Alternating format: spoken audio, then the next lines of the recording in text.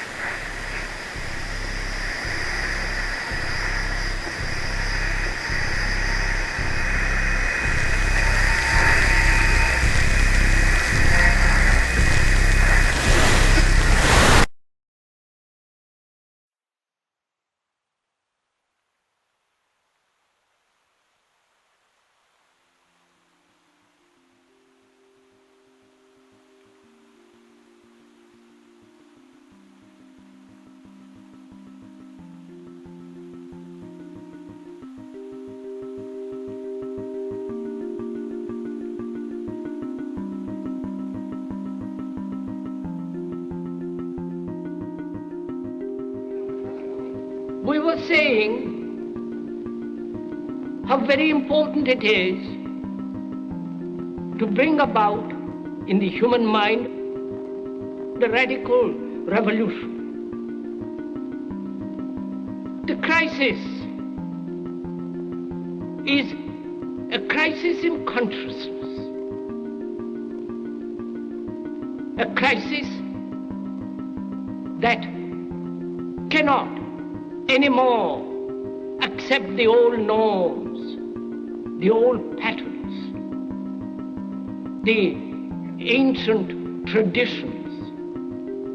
And considering what the world is now, with all their misery, conflict, destructive brutality, aggression, and so on, man is still as he was. He's still brutal, violent, aggressive, acquisitive, competitive, and he has built a society along these lines.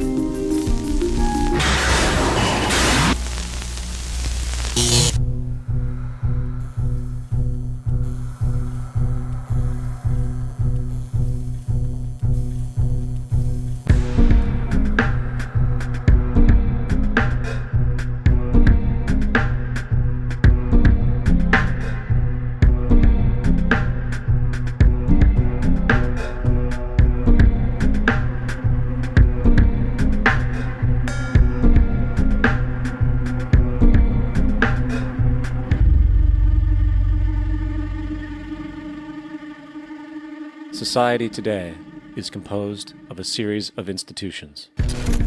From political institutions, legal institutions, religious institutions, to institutions of social class, familial values, and occupational specialization, it is obvious the profound influence these traditionalized structures have in shaping our understandings and perspectives. Yet, of all the social institutions we are born into, directed by, and conditioned upon, there seems to be no system as taken for granted and misunderstood as the monetary system. Taking on nearly religious proportions, the established monetary institution exists as one of the most unquestioned forms of faith there is. How money is created, the policies by which it is governed, and how it truly affects society are unregistered interests of the great majority of the population.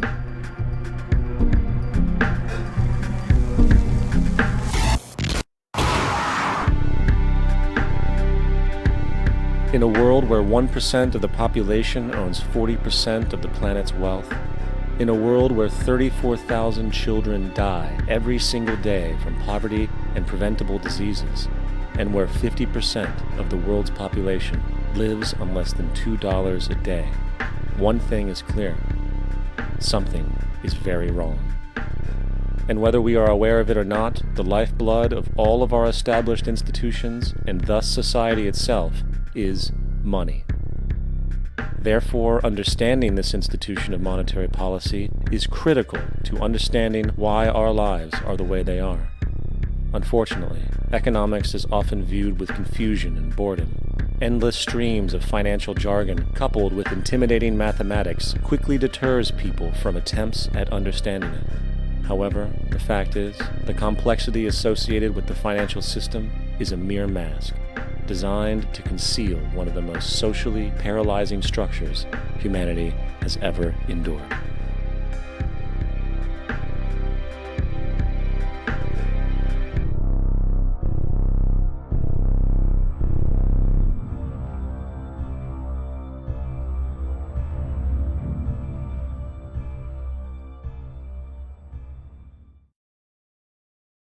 A number of years ago, the Central Bank of the United States, the Federal Reserve, produced a document entitled Modern Money Mechanics.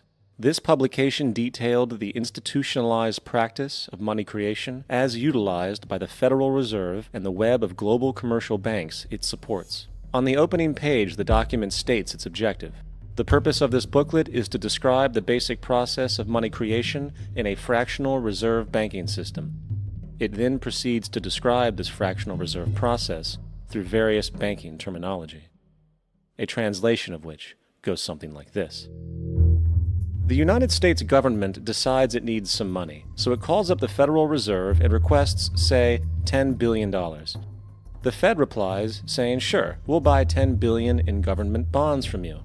So the government takes some pieces of paper, paints some official-looking designs on them, and calls them treasury bonds. Then it puts a value on these bonds to the sum of $10 billion and sends them over to the Fed. In turn, the people at the Fed draw up a bunch of impressive pieces of paper themselves, only this time calling them Federal Reserve notes, also designating a value of $10 billion to the Fed. The Fed then takes these notes and trades them for the bonds. Once this exchange is complete, the government then takes the $10 billion in Federal Reserve notes and deposits it into a bank account. And upon this deposit, the paper notes officially become legal tender money, adding $10 billion to the U.S. money supply. And there it is. $10 billion in new money has been created.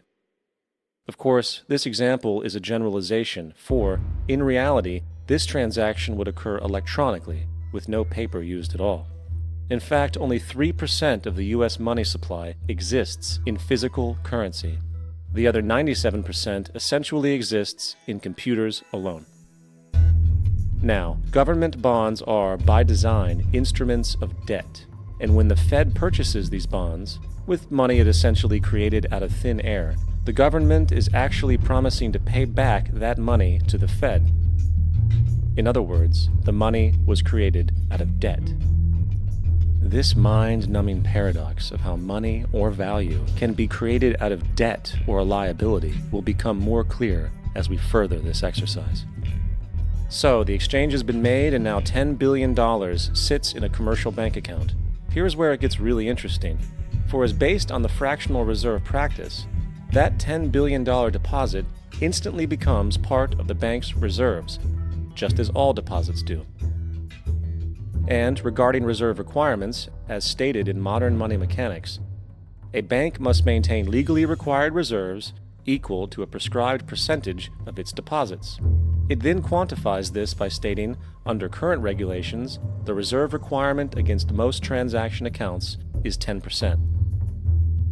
This means that with a $10 billion deposit, 10% or $1 billion is held as the required reserve, while the other $9 billion is considered an excessive reserve and can be used as the basis for new loans. Now, it is logical to assume that this $9 billion is literally coming out of the existing $10 billion deposit, However, this is actually not the case. What really happens is that the $9 billion is simply created out of thin air on top of the existing $10 billion deposit. This is how the money supply is expanded. As stated in modern money mechanics, of course they, the banks, do not really pay out loans from the money they receive as deposits. If they did this, no additional money would be created.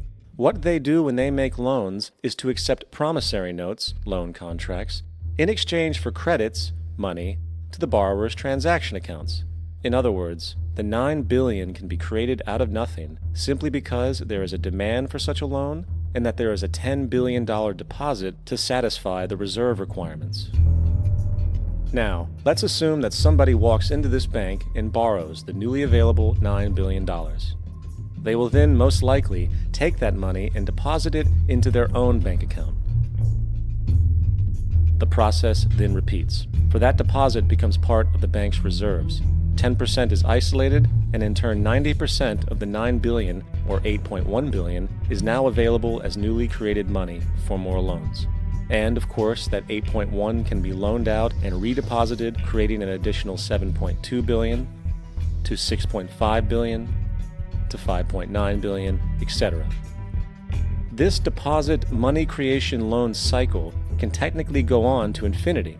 The average mathematical result is that about $90 billion can be created on top of the original $10 billion. In other words, for every deposit that ever occurs in the banking system, about 9 times that amount can be created out of thin air. Money jitters? Ask the obliging Bank of America for a jar of soothing instant money, M-O-N-E-Y, in the form of a convenient personal loan. So, now that we understand how money is created by this fractional reserve banking system, a logical yet elusive question might come to mind. What is actually giving this newly created money value? The answer? The money that already exists. The new money essentially steals value from the existing money supply. For the total pool of money is being increased irrespective to demand for goods and services. And as supply and demand finds equilibrium, prices rise, diminishing the purchasing power of each individual dollar. This is generally referred to as inflation, and inflation is essentially a hidden tax on the public. What is the advice that you generally get? And that is inflate the currency. They don't say debase the currency. They don't say devalue the currency. They don't say cheat the people who are saved. They say lower the interest rates. The real deception is when we distort the value of money. When we create money out of thin air, we have no savings, and yet there's so-called capital. So my question boils down to this: how in the world can we expect to solve the problems of inflation, that is, the increase in the supply of money, with more inflation?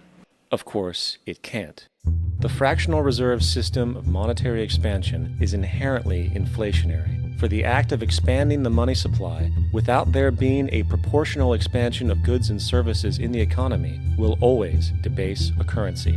In fact, a quick glance at the historical values of the US dollar versus the money supply reflects this point definitively, for the inverse relationship is obvious. $1 in 1913 required $21.60 in 2007 to match value. That is a 96% devaluation since the Federal Reserve came into existence. Now, if this reality of inherent and perpetual inflation seems absurd and economically self-defeating, hold that thought, for absurdity is an understatement in regard to how our financial system really operates. For in our financial system, money is debt. And debt is money. Here is a chart of the U.S. money supply from 1950 to 2006. Here is a chart of the U.S. national debt for the same period. How interesting it is that the trends are virtually the same. For the more money there is, the more debt there is. The more debt there is, the more money there is. To put it a different way, every single dollar in your wallet is owed to somebody by somebody. For remember, the only way the money can come into existence is from loans. Therefore, if everyone in the country were able to pay off all debts, including the government, there would not be $1 in circulation.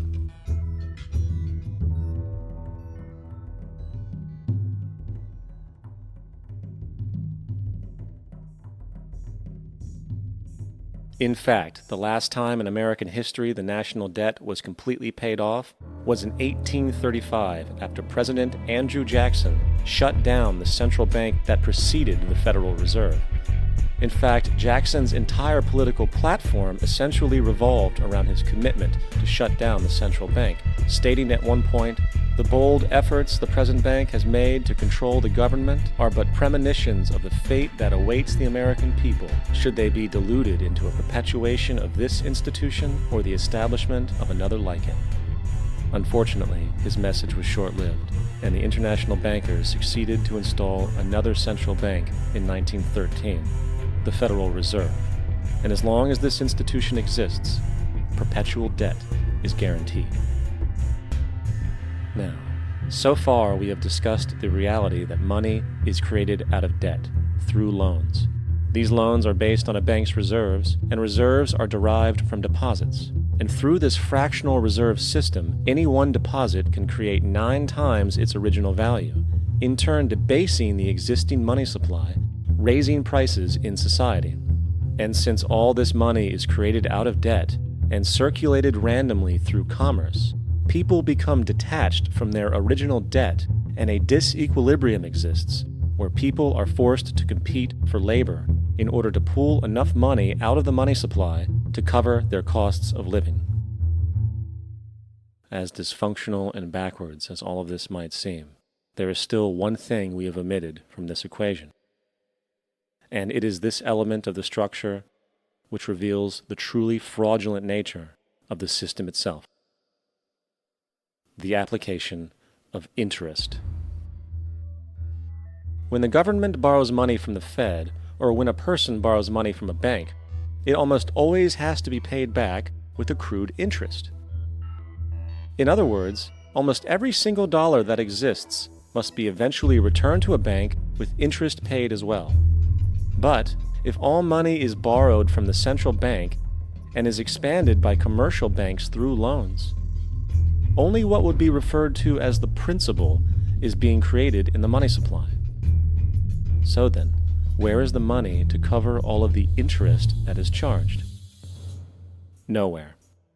It doesn't exist. The ramifications of this are staggering, for the amount of money owed back to the banks will always exceed the amount of money that is available in circulation. This is why inflation is a constant in the economy, for new money is always needed to help cover the perpetual deficit built into the system, caused by the need to pay the interest. What this also means is that mathematically, defaults and bankruptcy are literally built into the system, and there will always be poor pockets of society that get the short end of the stick. An analogy would be a game of musical chairs, for once the music stops, somebody is left out to dry. And that's the point. It invariably transfers true wealth from the individual to the banks. For if you are unable to pay for your mortgage, they will take your property. This is particularly enraging when you realize that not only is such a default inevitable due to the fractional reserve practice, but also because of the fact that the money that the bank loaned to you didn't even legally exist in the first place. In 1969, there was a Minnesota court case involving a man named Jerome Daly, who was challenging the foreclosure of his home by the bank which provided the loan to purchase it. His argument was that the mortgage contract required both parties, being he and the bank, each put up a legitimate form of property for the exchange. In legal language, this is called consideration. Mr. Daly explained that the money was, in fact, not the property of the bank, for it was created out of nothing as soon as the loan agreement was signed. Remember what modern money mechanics stated about loans? What they do when they make loans is to accept promissory notes in exchange for credits. Reserves are unchanged by the loan transactions, but deposit credits constitute new additions to the total deposits of the banking system. In other words, the money doesn't come out of their existing assets. the bank is simply inventing it, putting up nothing of its own except for a theoretical liability on paper. As the court case progressed, the bank's president, Mr. Morgan, took the stand, and in the judge's personal memorandum, he recalled that the plaintiff, bank's president, admitted that, in combination with the Federal Reserve Bank, did create the money and credit upon its books by bookkeeping entry. The money and credit first came into existence when they created it. Mr. Morgan admitted that no United States law or statute existed which gave him the right to do this. A lawful consideration must exist and be tendered to support the note. The jury found that there was no lawful consideration, and I agree. He also poetically added, "Only God can create something of value out of nothing." And upon this revelation, the court rejected the bank's claim for foreclosure, and Daly kept his home. The implications of this court decision are immense. For every time you borrow money from a bank, whether it is a mortgage loan or a credit card charge, the money given to you is not only counterfeit, it is an illegitimate form of consideration, and hence voids the contract to repay, for the bank never had the money as property to begin with. Unfortunately, such legal realizations are suppressed and ignored, and the game of perpetual wealth transfer and perpetual debt continues. And this brings us to the ultimate question: why?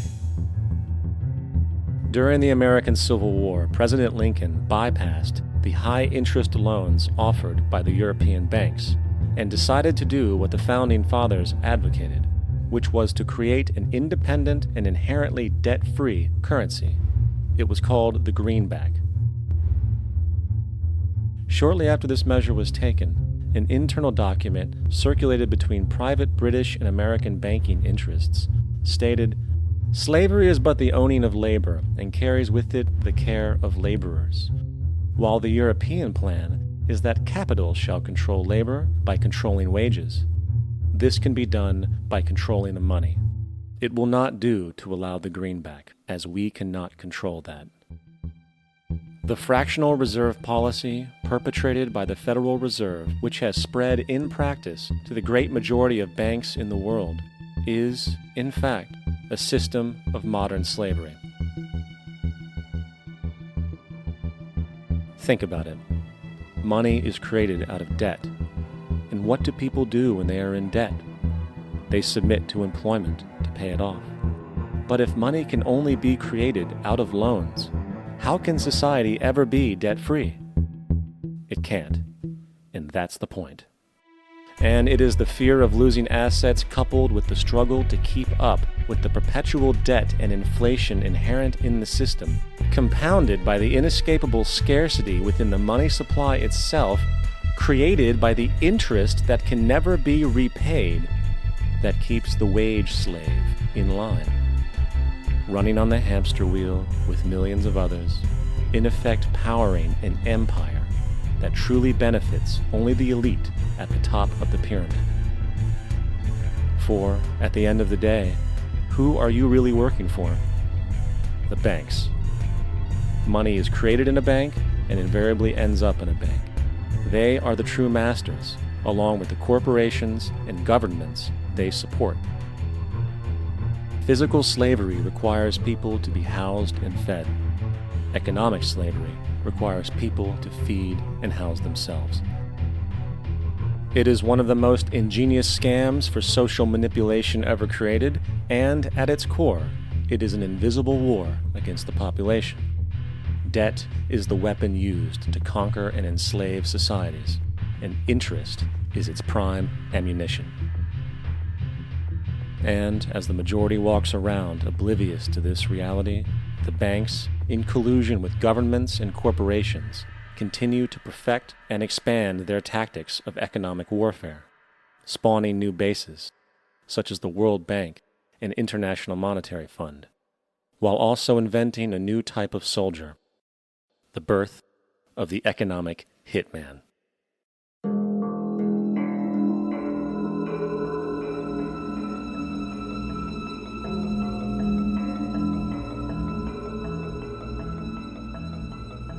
We economic hitmen really have been the ones responsible for creating this first truly global empire.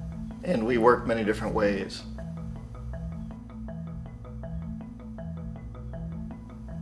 But perhaps the most common is that we will identify a country that has resources our corporations covet, like oil, and then arrange a huge loan to that country from the World Bank or one of its sister organizations. But the money never actually goes to the country. Instead, it goes to our big corporations to build infrastructure projects in that country, power plants, industrial parks, ports, things that benefit a few rich people in that country, in addition to our corporations, but really don't help the majority of the people at all. However, those people, the whole country is left holding a huge debt. It's such a big debt they can't repay it, and that's part of the plan, that they can't repay it. And so at some point, we economic hitmen go back to them and say, listen, you owe us a lot of money, can't pay your debt, so sell your oil real cheap to our oil companies. Allow us to build a military base in your country, or send troops in support of ours to someplace in the world like Iraq, or vote with us on the next UN vote. To have their electric utility company privatized and their water and sewage system privatized and sold to U.S. corporations or other multinational corporations. So there was that whole mushrooming thing, and it's so typical of the way the IMF and the World Bank work, that you put a country in debt, it's such a big debt it can't pay it, and then you offer to refinance that debt and pay even more interest. And you demand this quid pro quo, which you call a conditionality or good governance, which means basically that they've got to sell off their resources, including many of their social services, their utility companies, their school systems sometimes, their penal systems, their insurance systems, to foreign corporations. So it's a double, triple, quadruple whammy.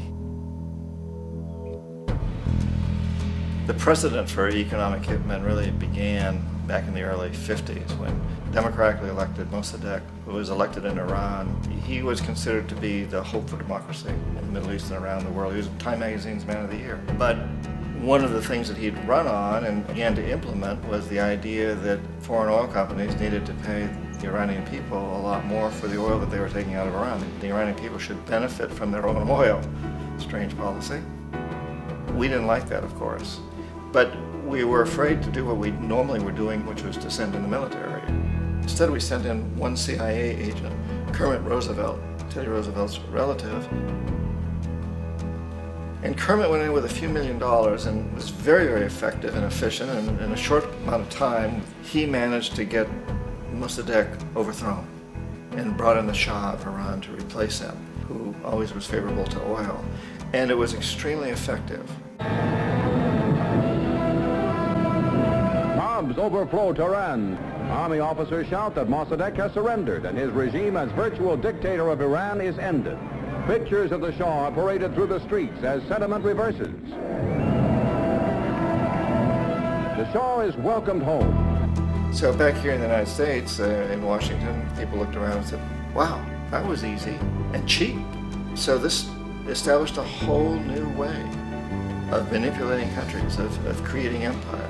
The only problem with Roosevelt was that he was a card-carrying CIA agent, and had he been caught, the ramifications could have been pretty serious. So very quickly at that point, the decision was made to use private consultants to channel the money through the World Bank or the IMF or one of the other such agencies, to bring in people like me who worked for private companies, so that if we got caught, there would be no governmental ramifications.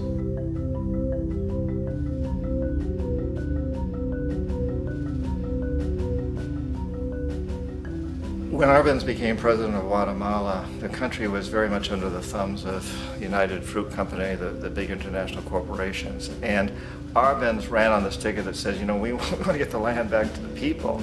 And once he took power, he was implementing policies that would do exactly that, give land rights back to the people. United Fruit didn't like that very much. And so they hired a public relations firm, launched a huge campaign in the United States to convince the United States people, the citizens of the United States, and the press of the United States, and the Congress of the United States, that Arbenz was a Soviet puppet, and that if we allowed him to stay in power, the Soviets would have a foothold in this hemisphere. And that, at that point in time, was a huge fear on everybody's mind, the Red Terror, the Communist Terror. And so, to make a long story short, out of this public relations campaign came a commitment on the part of the CIA and the military to take this man out. And in fact, we did. We sent in planes, we sent in soldiers, we sent in jackals, we sent everything in to take him out, and did take him out. And as soon as he was removed from office, the new guy that took over after him basically reinstated everything to the big international corporations, including United Fruit.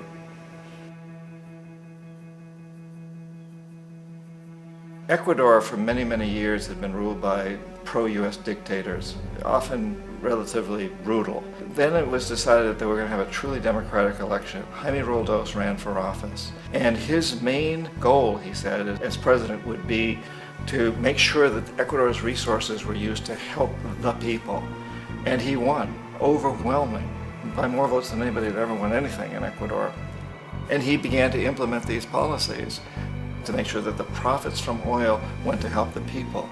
Well, we didn't like that in the United States.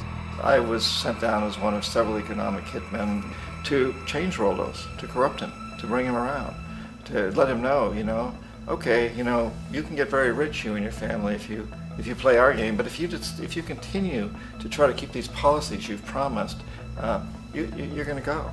He wouldn't listen. He was assassinated. As soon as the plane crashed, the whole area was cordoned off. The only people allowed in were U.S. military from a nearby base and some of the Ecuadorian military. When an investigation was launched, 2 of the key witnesses died in car accidents before they had a chance to testify.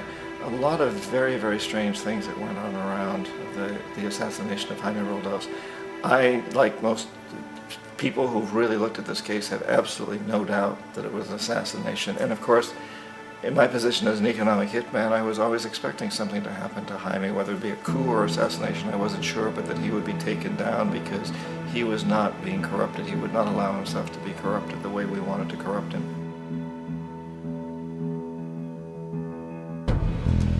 Omar Torrijos, president of Panama, was one of my favorite people. I really, really liked him. He was very charismatic. He was a guy who really wanted to help his country.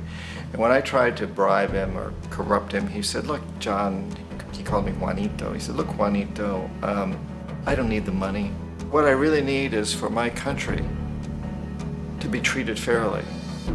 I need for the United States to repay the debts that you owe my people for all the destruction you've done here. I need to be in a position where I can help other Latin American countries win their independence and be free of this terrible presence from the north that you people are exploiting us so badly. I need to have the Panama Canal back in the hands of the Panamanian people. That's what I want. And so, leave me alone. Don't try to bribe me. It was 1981, and in May, Jaime Roldos was assassinated.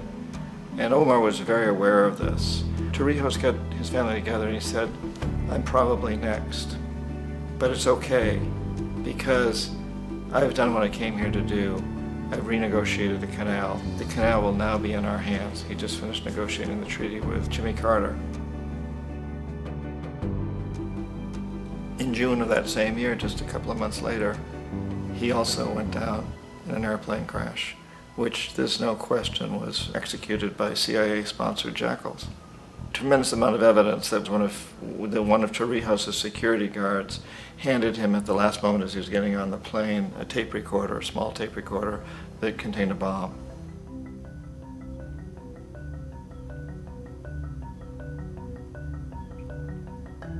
It is interesting to me how this system has continued pretty much the same way for years and years and years, except the economic hitmen have got better and better and better. Then we come up with, very recently, what happened in Venezuela. In 1998, Hugo Chavez gets elected president, following a long line of presidents who had been very corrupt and basically destroyed the economy of the country. And Chavez was elected amidst all that. Chavez stood up to the United States, and he's done it primarily demanding that Venezuelan oil be used to help the Venezuelan people. Well, we didn't like that in the United States. So in 2002, a coup was staged, which there's no question in my mind, and most other people's minds, that the CIA was behind that coup.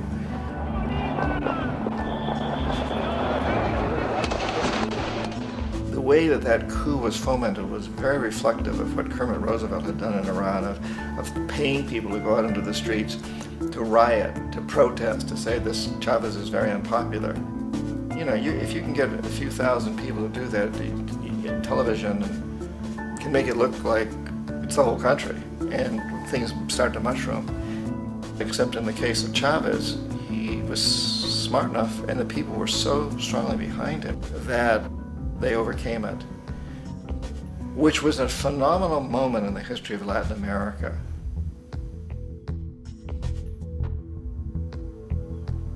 Iraq actually is a perfect example of the way the whole system works. So we economic hitmen are the first line of defense. We go in and we try to corrupt governments and get them to accept these huge loans, which we then use as leverage to basically own them.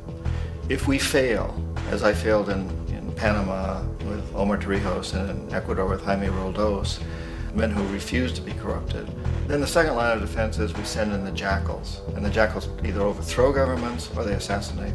And once that happens and a new government comes in, and boy, it's going to toe the line because the new president knows what will happen if he doesn't.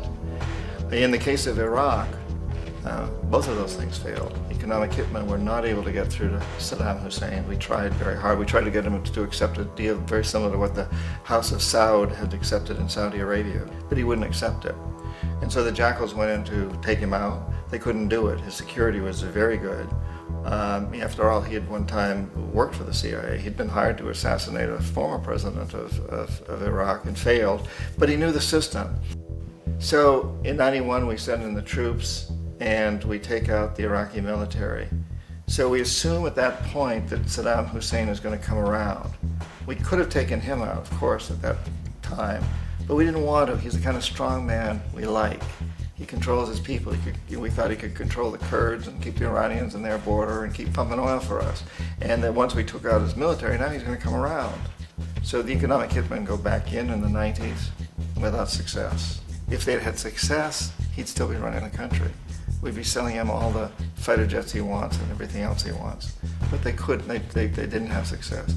The jackals couldn't take him out again, so we sent the military in once again, and this time we did the complete job and took him out, and in the process created for ourselves some very, very lucrative construction deals. We had to reconstruct a country that we'd essentially destroyed, which is a pretty good deal if you own construction companies, big ones. So, you know, Iraq shows the three stages. The economic hitmen failed there, the jackals failed there, and as a final measure, the military goes in. And in that way, we've really created an empire, but we've done it very, very subtly. It's clandestine. All the empires of the past were built on the military, and everybody knew they were building them. So the British knew they were building them, the French, the Germans, the Romans, the Greeks. And they were proud of it, and they always had some excuse like spreading civilization, spreading some religion, something like that. But they knew they were doing it. We don't. The majority of the people in the United States have no idea that we're living off the benefits of a clandestine empire, that today there's more slavery in the world than ever before. And then you have to ask yourself, well, if it's an empire, then who's the emperor? Obviously, our presidents of the United States are not emperors. An emperor is someone who's not elected, doesn't serve a limited term, and doesn't report to anyone, essentially. So you can't classify our presidents that way. But we do have what I consider to be the equivalent of the emperor, and it's what I call the corporatocracy. The corporatocracy is this group of individuals who run our biggest corporations, and they really act as the emperor of this empire. They control our media, either through direct ownership or advertising. They control most of our politicians because they finance their campaigns, either through their corporations or through personal contributions that come out of the corporations. They're not elected, they don't serve a limited term, they don't report to anybody. And at the very top of the corporatocracy, you really can't tell whether a person's working for a private corporation or the government because they're always moving back and forth. So, you know, you've got a guy who one moment is the president of a big construction company like Halliburton, and the next moment he's vice president of the United States, or the president who is in the oil business. And this is true whether you've got Democrats or Republicans in the office. You have them moving back and forth through the revolving door. And in a way, Our government is invisible a lot of the time, and its policies are carried out by our corporations on one level or another. And then again, the policies of the government are basically forged by the corporatocracy and then presented to the government. They become government policy. So it's an incredibly cozy relationship. This isn't a conspiracy theory type of thing. These people don't have to get together and plot to do things. They all basically work under one primary assumption, and that is that they must maximize profits regardless of the social and environmental costs.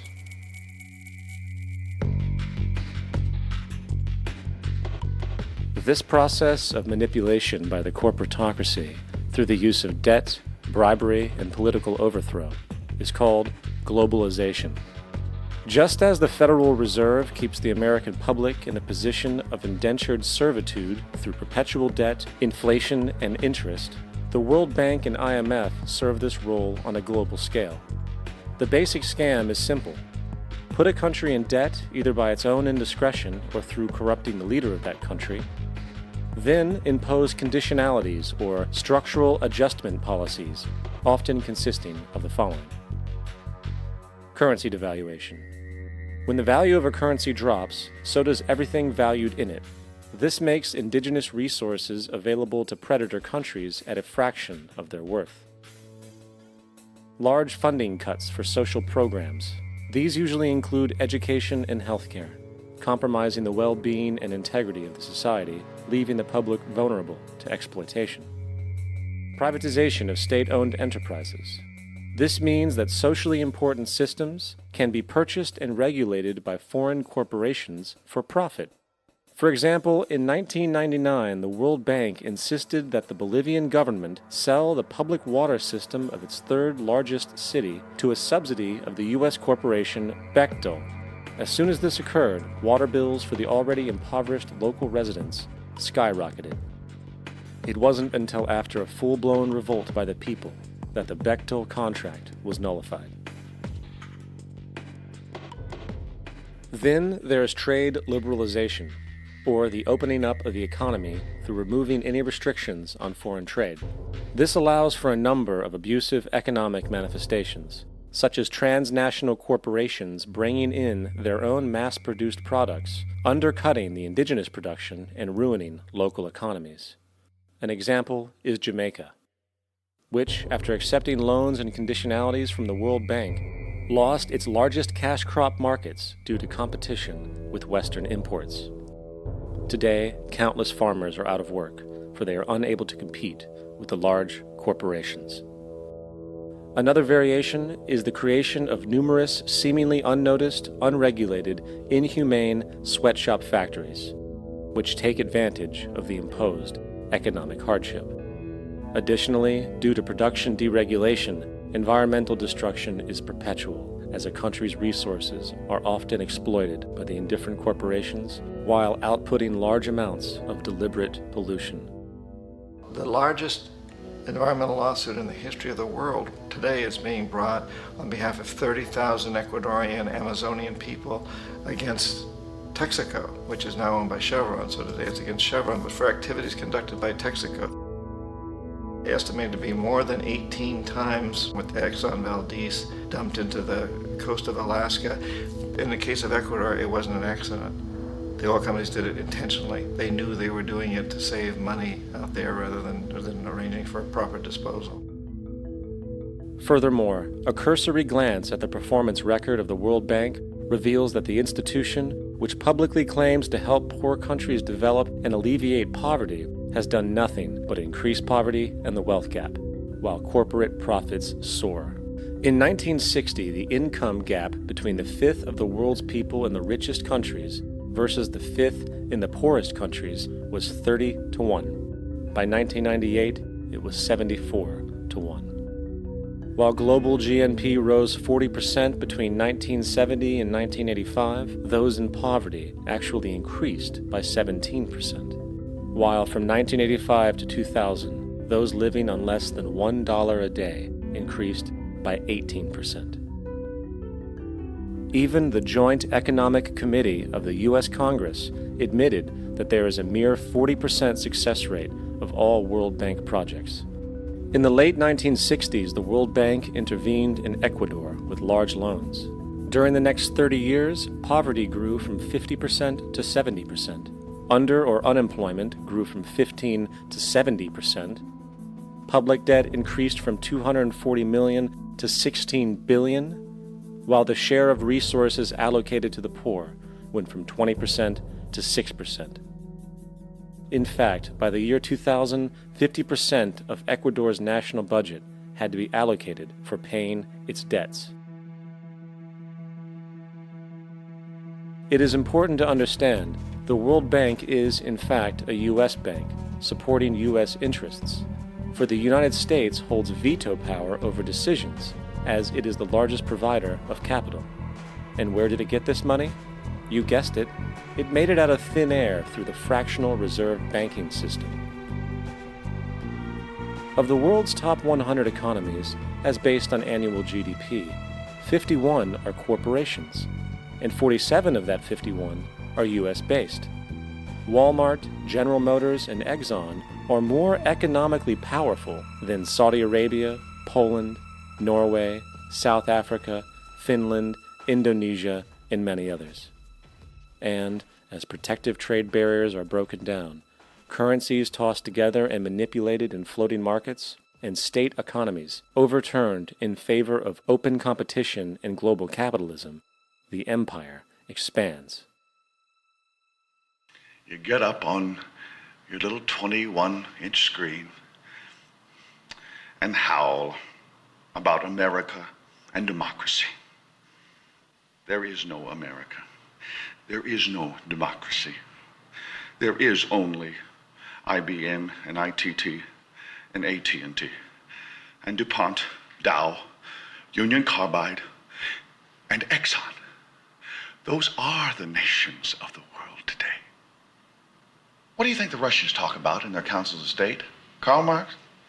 They get out their linear programming charts, statistical decision theories, Minimax solutions, and compute the price-cost probabilities of their transactions and investments, just like we do. We no longer live in a world of nations and ideologies, Mr. Beale.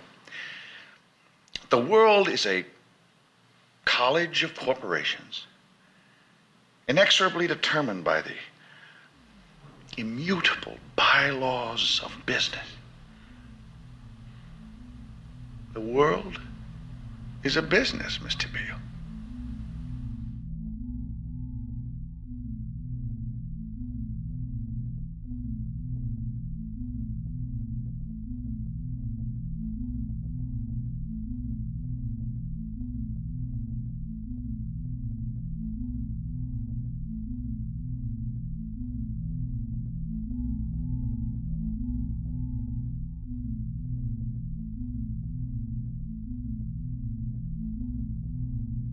The world is being taken over by a handful of business powers who dominate the natural resources we need to live while controlling the money we need to obtain these resources. The end result will be world monopoly, based not on human life, but financial and corporate power. And as the inequality grows, naturally more and more people are becoming desperate. So the establishment was forced to come up with a new way to deal with anyone who challenges the system. So they gave birth to the terrorist. The term terrorist is an empty distinction, designed for any person or group who chooses to challenge the establishment. This isn't to be confused with the fictional Al-Qaeda, which was actually the name of a computer database for the US-supported Mujahideen in the 1980s.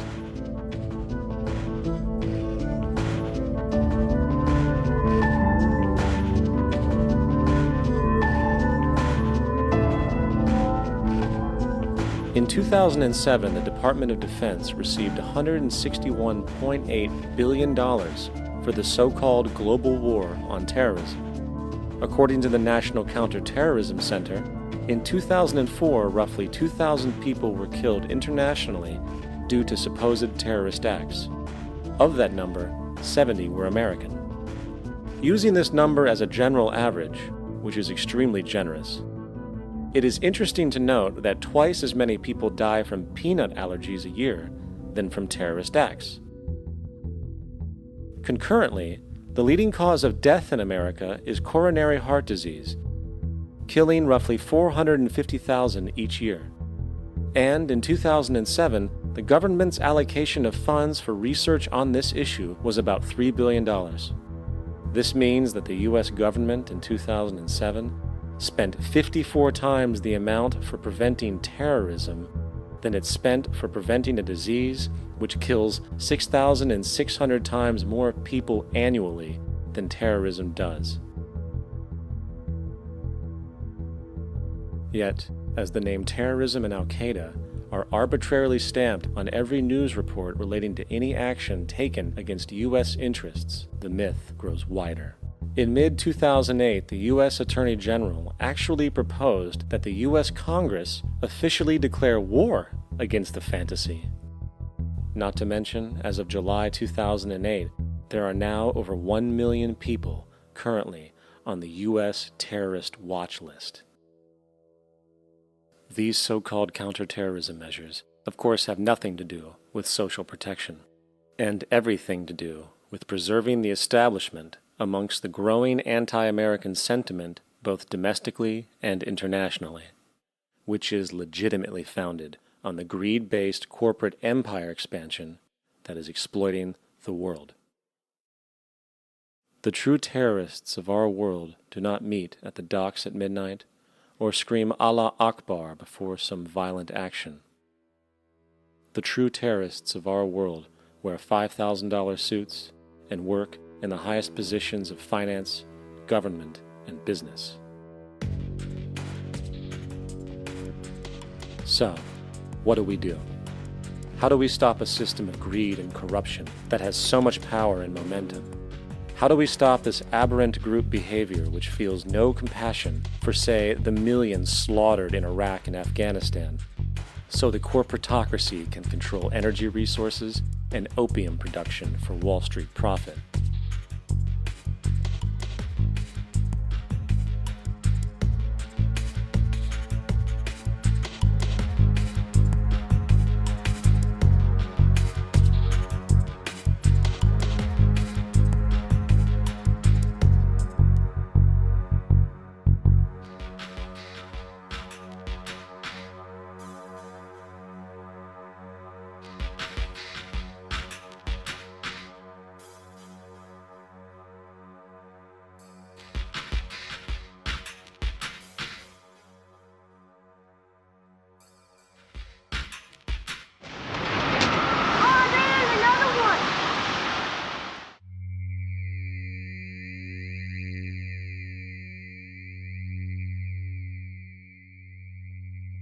How do we stop a system of greed and corruption that condemns poor populations to sweatshop slavery for the benefit of Madison Avenue?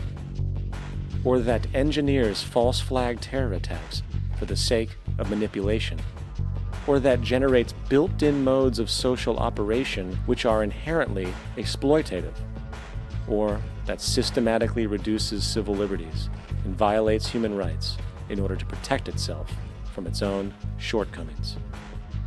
How do we deal with the numerous covert institutions, such as the Council on Foreign Relations, the Trilateral Commission, and the Bilderberg Group, and other undemocratically elected groups which, behind closed doors, collude to control the political, financial, social, and environmental elements of our lives? In order to find the answer, we must first find the true underlying cause. For the fact is, the selfish, corrupt, power, and profit-based groups are not the true source of the problem. They are symptoms.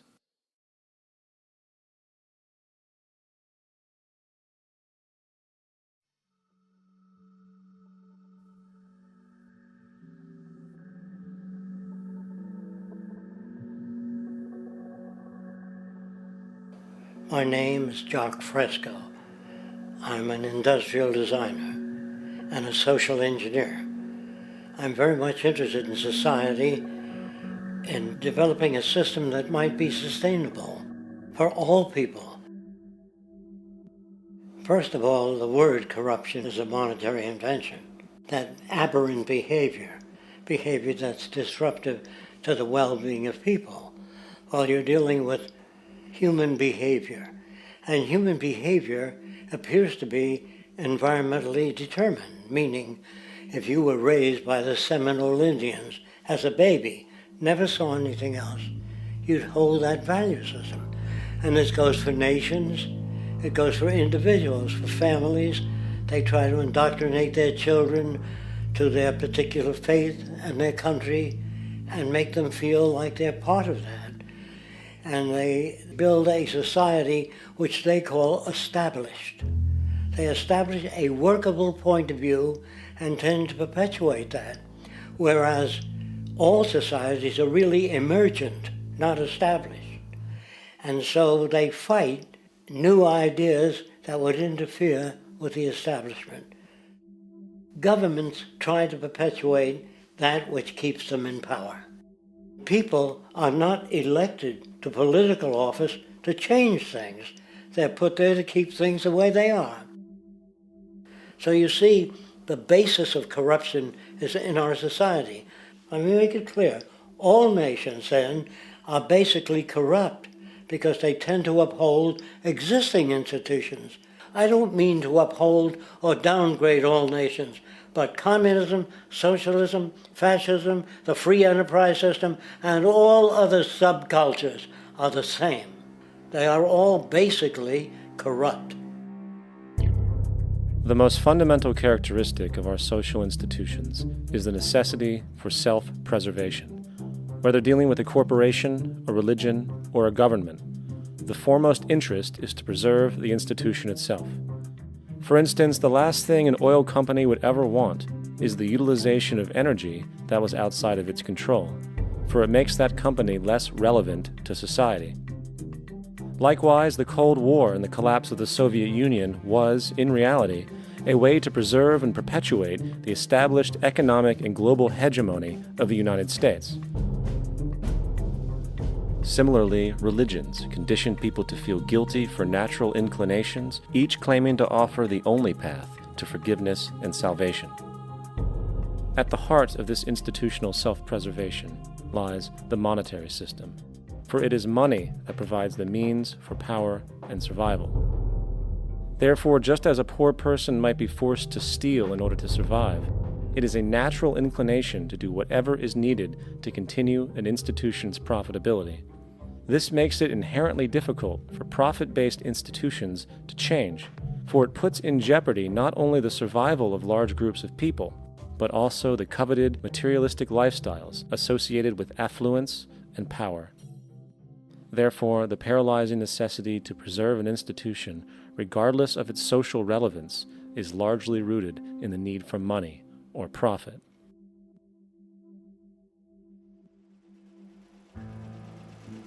What's in it for me is why people think. And so if a man makes money selling a certain product, naturally he's going to fight the existence of another product that may threaten his institution. Therefore, people cannot be fair, and people do not trust each other. A guy will come over to you and say, I got just the house you're looking for. He's a salesman. When a doctor says, I think your kidney has to come out, I don't know if he's trying to pay off a yacht or that my kidney has to come out. It's hard in a monetary system to trust people. If you came into my store and I said, this lamp that I've got is pretty good, but the lamp next door is much better, I wouldn't be in business very long. It wouldn't work. If I were ethical, it wouldn't work. So when you say industry cares for people, that's not true. They can't afford to be ethical. So your system is not designed to serve the well-being of people. If you still don't understand that, there would be no outsourcing of jobs if they cared about people. Industry does not care. They only hire people because it hasn't been automated yet. So don't talk about decency and ethics. We cannot afford it and remain in business. It is important to point out that regardless of the social system, whether fascist, socialist, capitalist, or communist, the underlying mechanism is still money, labor, and competition. Communist China is no less capitalistic than the United States, The only difference is the degree by which the state intervenes in enterprise. The reality is that monetaryism, so to speak, is the true mechanism that guides the interests of all the countries on the planet. The most aggressive and hence dominant variation of this monetaryism is the free enterprise system. The fundamental perspective, as put forth by early free market economists like Adam Smith, is that self-interest in competition leads to social prosperity, as the act of competition creates incentive, which motivates people to persevere.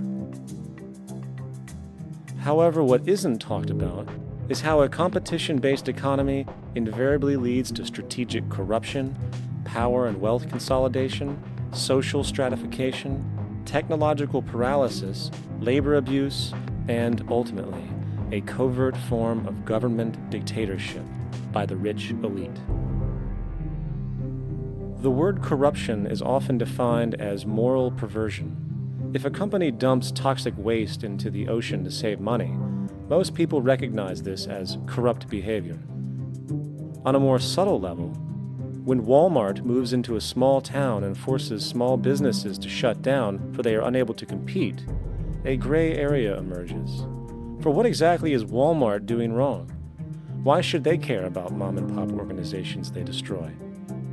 Yet, even more subtly, when a person gets fired from their job because a new machine has been created which can do the work for less money, people tend to just accept that as the way it is, not seeing the inherent corrupt inhumanity of such an action.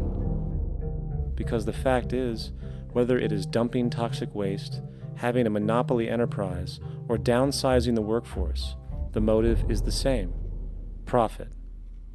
They are all different degrees of the same self-preserving mechanism, which always puts the well-being of people second to monetary gain. Therefore, corruption is not some byproduct of monetaryism. It is the very foundation. And while most people acknowledge this tendency on one level or another, the majority remains naive as to the broad ramifications of having such a selfish mechanism as the guiding mentality in society. Internal documents show that after this company positively, absolutely knew that they had a medication that was infected with the AIDS virus, they took the product off the market in the U.S. and then they dumped it in France, Europe, Asia, and Latin America. The U.S. government allowed it to happen. The FDA allowed this to happen. And now the government is completely looking the other way. Thousands of innocent hemophiliacs have died from the AIDS virus. This company knew absolutely that it was infected with AIDS. They dumped it because they wanted to turn this disaster into a profit. So you see, you have built-in corruption. We're all chiseling off each other, and you can't expect decency in that sort of thing. And feeling that, they don't know who to elect. They think in terms of a democracy, which is not possible in a monetary-based economy. If you have more money to advertise your position, the position you desire in government, that isn't a democracy. It serves those in positions of differential advantage. So it's always a dictatorship of the elitists, the financially wealthy.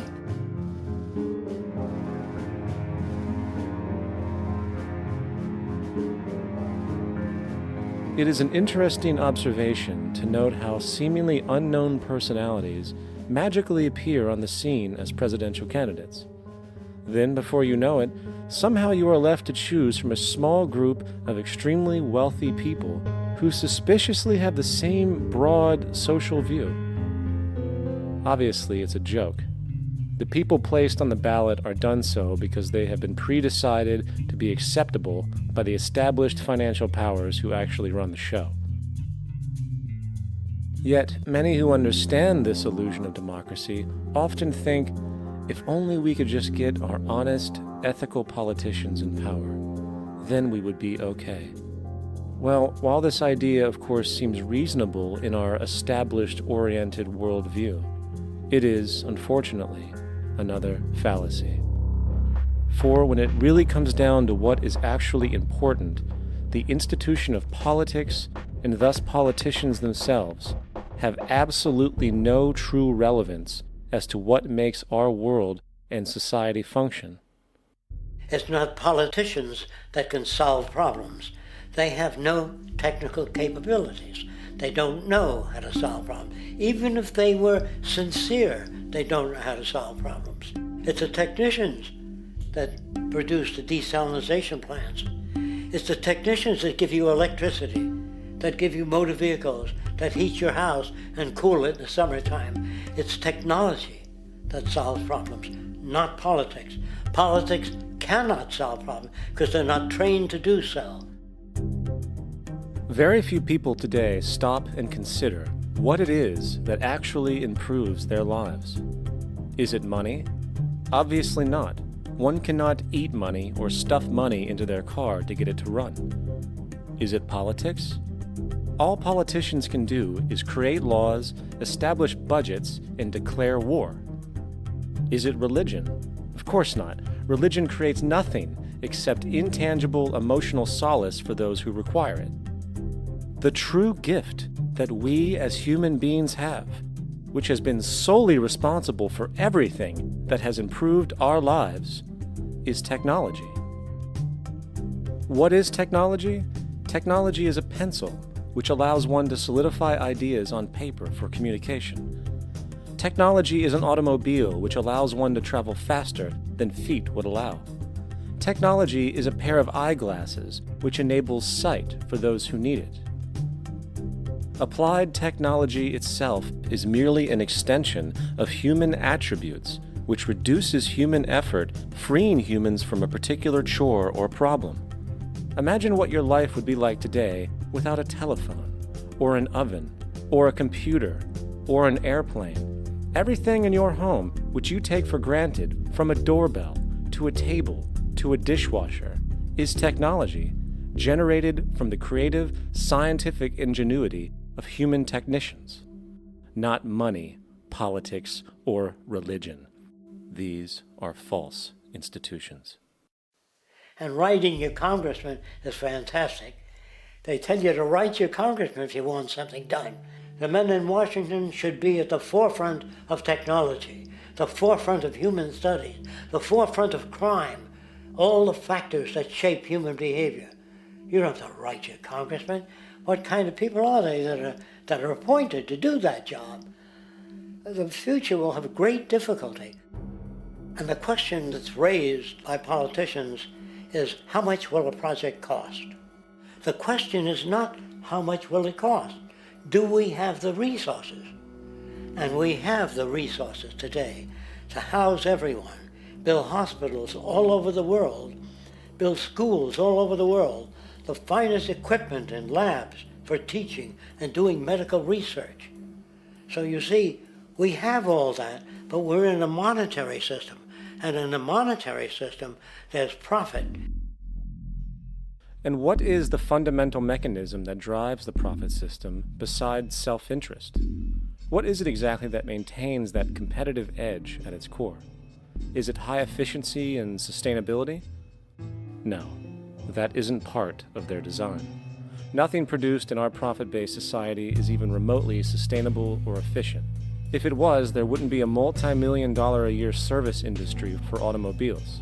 Nor would the average lifespan for most electronics be less than 3 months before they're obsolete. Is it abundance? Absolutely not. Abundance, as based on the laws of supply and demand, is actually a negative thing. If a diamond company finds 10 times the usual amount of diamonds during their mining, it means the supply of diamonds has increased, which means the cost and profit per diamond drops. The fact is, efficiency, sustainability, and abundance are enemies of profit. To put it into a word, it is the mechanism of scarcity that increases profits. What is scarcity? Based on keeping products valuable. Slowing up production on oil raises the price. Maintaining scarcity of diamonds keeps the price high. They burn diamonds at the Kimberley diamond mines. They're made of carbon. That keeps the price up. So then, what does it mean for society when scarcity, either produced naturally or through manipulation, is a beneficial condition for industry. It means that sustainability and abundance will never ever occur in a profit system, for it simply goes against the very nature of the structure. Therefore, it is impossible to have a world without war or poverty. It is impossible to continually advance technology to its most efficient and productive states. And, most dramatically, it is impossible to expect human beings to behave in truly ethical or decent ways.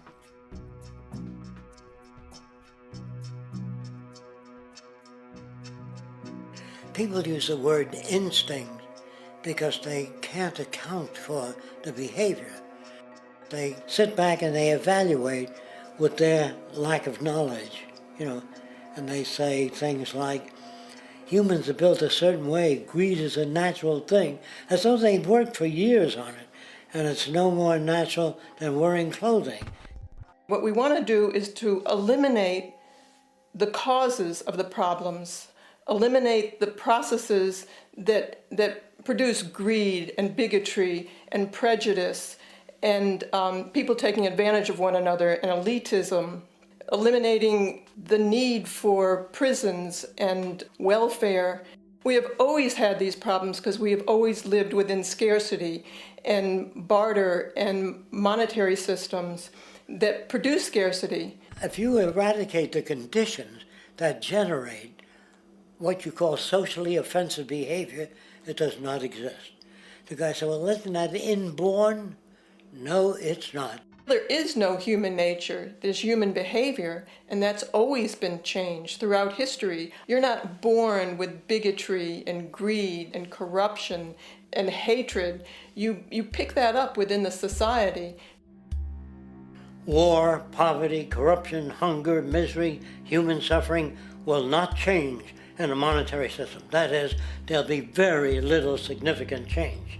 It's going to take the redesign of our culture, our values, and it has to be related to the carrying capacity of the earth, not some human opinion or some politician's notions of the way the world ought to be, or some religious notions of the conduct of human affairs.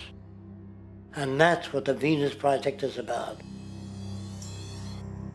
The society that we're about to talk about is a society that is free of all the old superstitions, incarceration, prisons, police, cruelty, and law.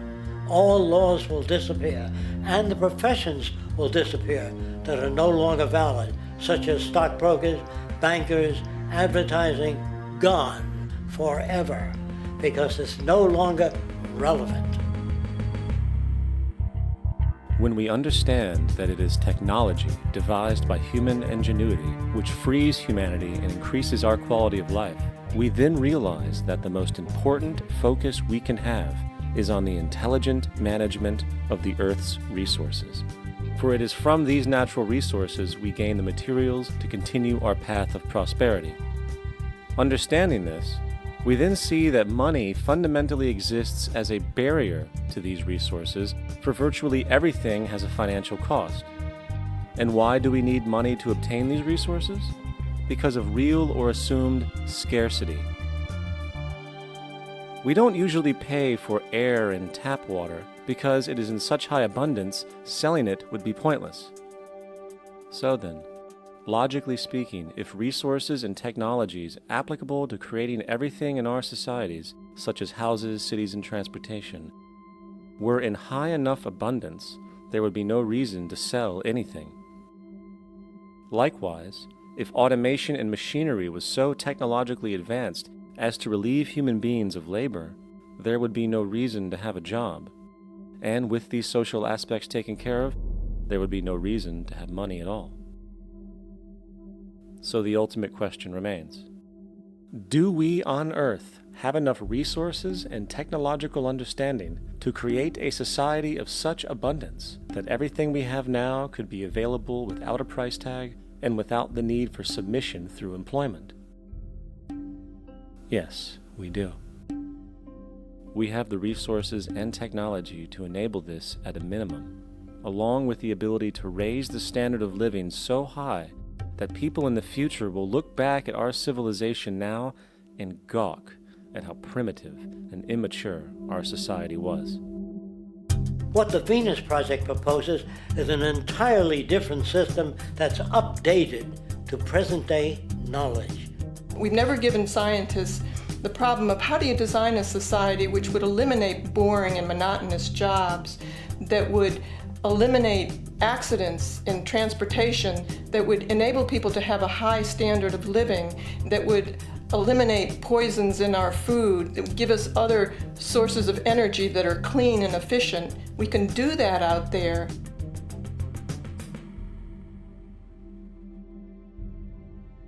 The major difference between a resource-based economy and a monetary system is that a resource-based economy is really concerned with people and their well-being, where a monetary system has become so distorted that the concerns of the people are really secondary, if they're there at all. The products that are turned out are for how much money you can get. If there is a problem in society and you can't earn money from solving that problem, then it won't be done. The resource-based economy is really not close to anything that's been tried. And with all our technology today, we can create abundance. It could be used to improve everyone's lifestyle. Abundance all over the world if we use our technology wisely and maintain the environment. It's a very different system, and it's very hard to talk about because the public is not that well enough informed as to the state of technology.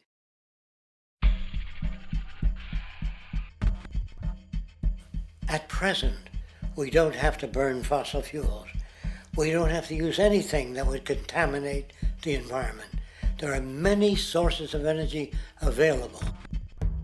Alternative energy solutions pushed by the establishment, such as hydrogen, biomass, and even nuclear, are highly insufficient, dangerous, and exist only to perpetuate the profit structure that industry has created. When we look beyond the propaganda and self-serving solutions put forth by the energy companies, we find a seemingly endless stream of clean, abundant, and renewable energy for generating power. Solar and wind energy are well known to the public, but the true potential of these mediums remains unexpressed.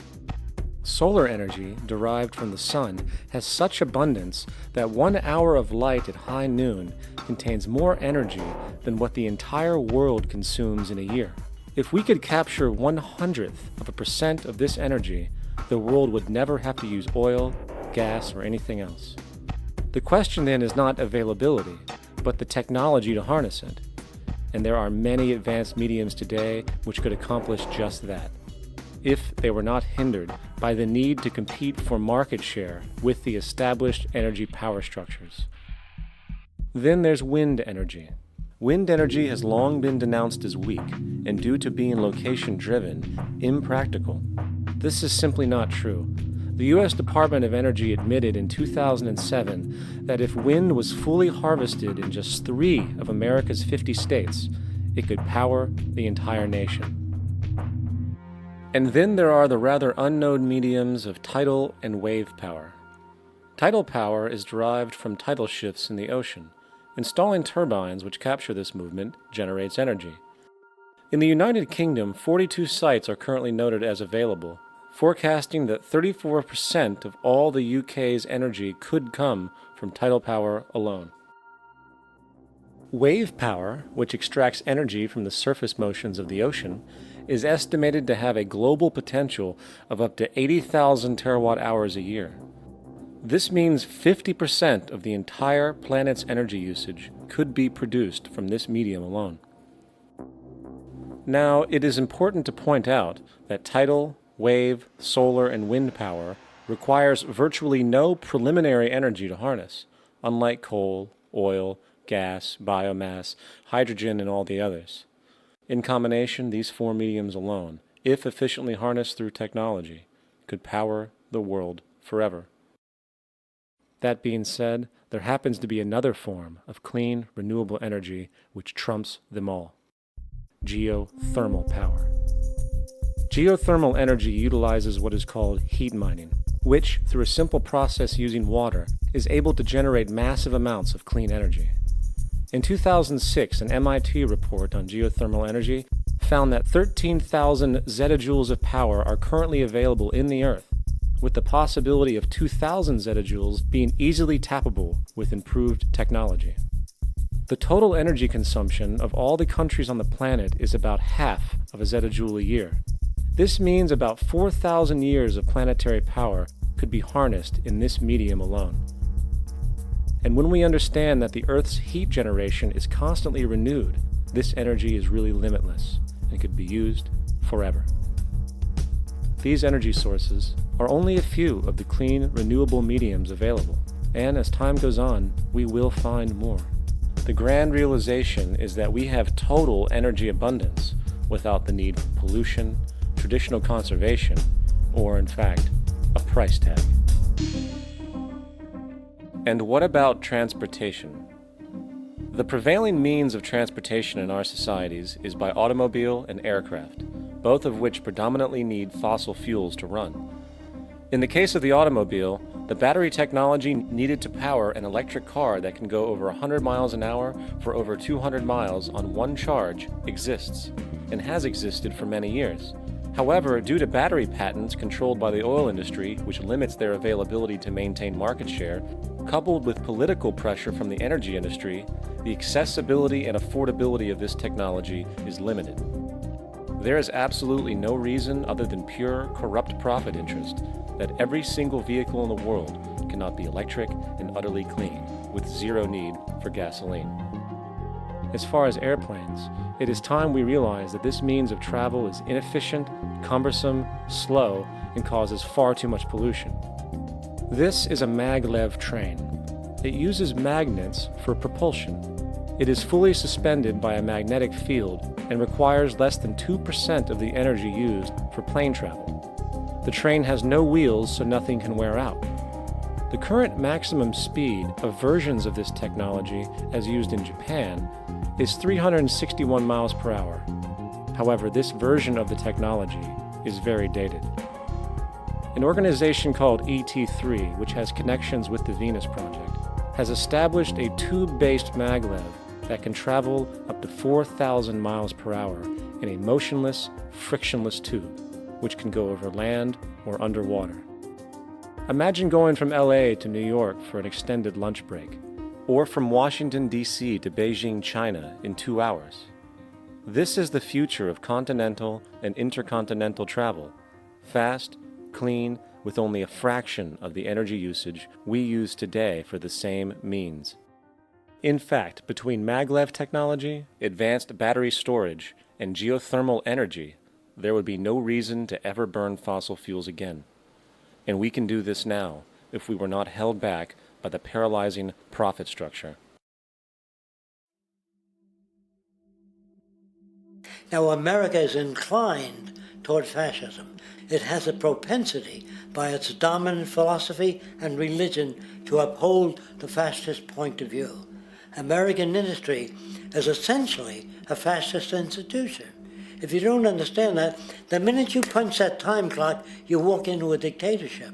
We're given notions about the respectability of work, and I really look at it as being paid slavery. They're brought up to believe that you shall earn your living by the sweat of your brow. That holds people back, freeing people from drudgery, repetitive jobs which make them ignorant. You rob them. In our society, that is a resource-based economy, machines free people. You see, we can't imagine that because we've never known that kind of world. If we look back at history, we see a very clear pattern of machine automation slowly replacing human labor.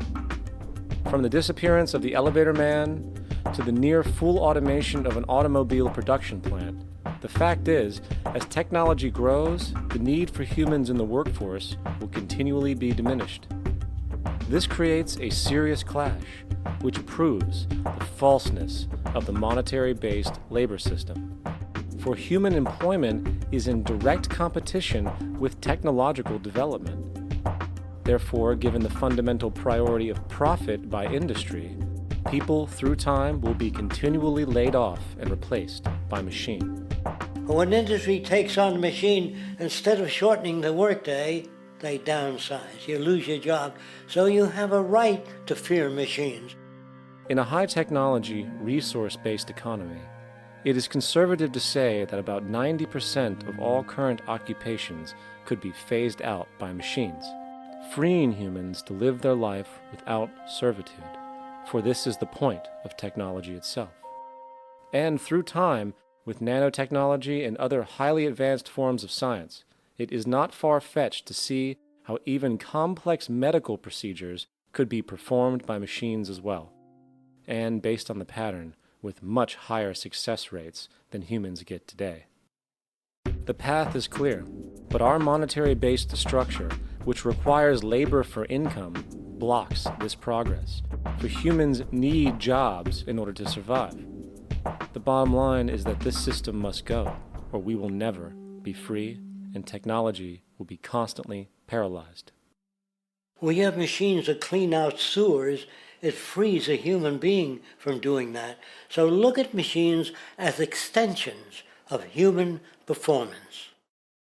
Furthermore, many occupations today will have simply no basis to exist in a resource-based economy, such as anything associated with the management of money, advertising, along with the legal system itself.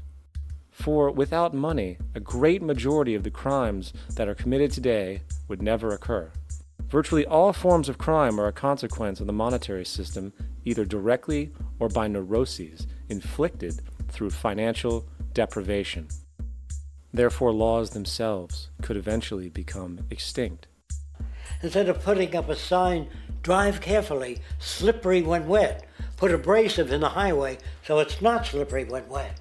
And if a person gets in a car that's drunk and the car oscillates a great deal, there's a little pendulum that swings up and back, and that'll pull the car over to the side. Not a law solution. Put sonar and radar in automobiles so they can't hit one another. Man-made laws are attempts to deal with occurring problems, and not knowing how to solve them, they make a law. In the United States, the most privatized, capitalist country on the planet, it should come as no surprise that it also has the largest prison population in the world, growing every year. Statistically, most of these people are uneducated and come from poor, deprived societies. And, contrary to propaganda, it is this environmental conditioning which lures them into criminal and violent behavior. However, society looks the other way in regard to this point. The legal and prison systems are just more examples of how our society avoids examining the root causes of behavior. Billions are spent each year on prisons and police, while only a fraction is spent on programs for poverty, which is one of the most fundamental variables responsible for crime to begin with. And as long as we have an economic system which prefers and in fact creates scarcity and deprivation, crime will never go away.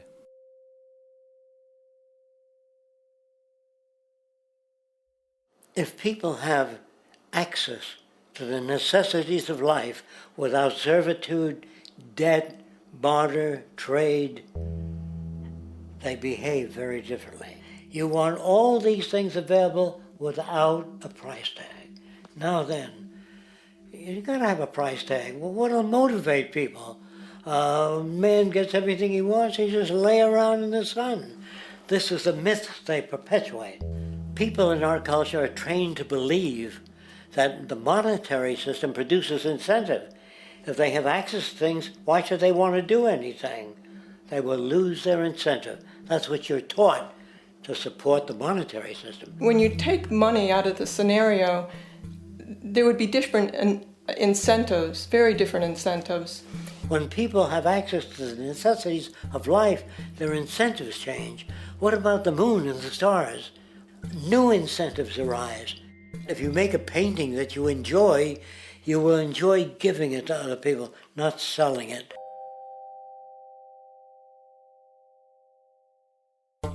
I think most of the education that I've seen today is essentially producing a person for a job. It's very specialized. They're not generalists. People don't know a lot about a lot of different subjects. I don't think you could get people to go to war if they knew a lot about a lot of things. I think education is mostly rote, and they're not taught how to solve problems. They're not given the tools emotionally or within their own field of how to do critical thinking.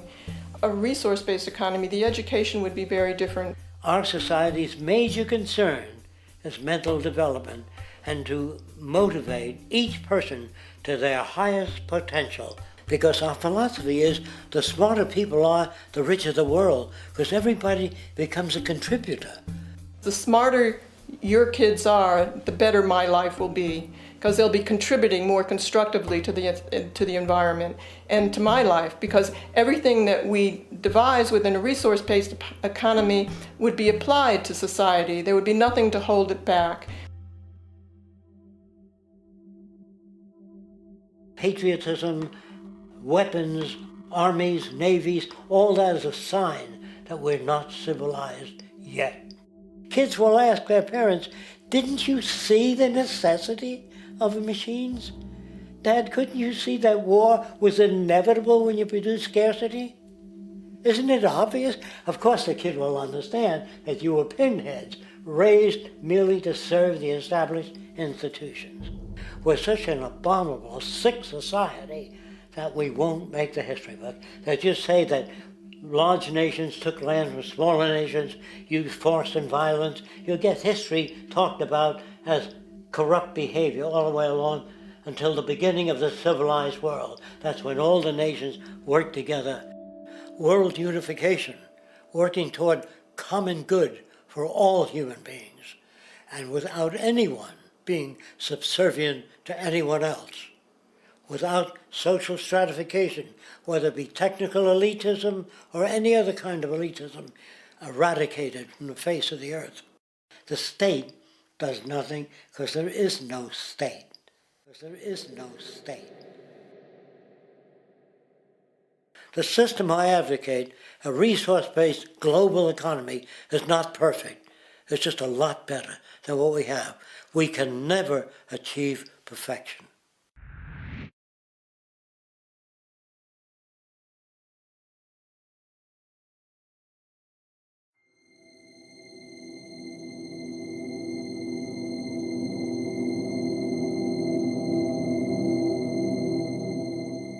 The social values of our society, which has manifested in perpetual warfare, corruption, oppressive laws, social stratification, irrelevant superstitions, environmental destruction, and a despotic, socially indifferent, profit-oriented ruling class, is fundamentally the result of a collective ignorance of two of the most basic insights humans can have about reality: the emergent and symbiotic aspects of natural law. The emergent nature of reality is that all systems, whether it is knowledge, society, technology, philosophy, or any other creation, will, when uninhibited, undergo fluid, perpetual change. What we consider commonplace today, such as modern communication and transportation, would have been unimaginable in ancient times.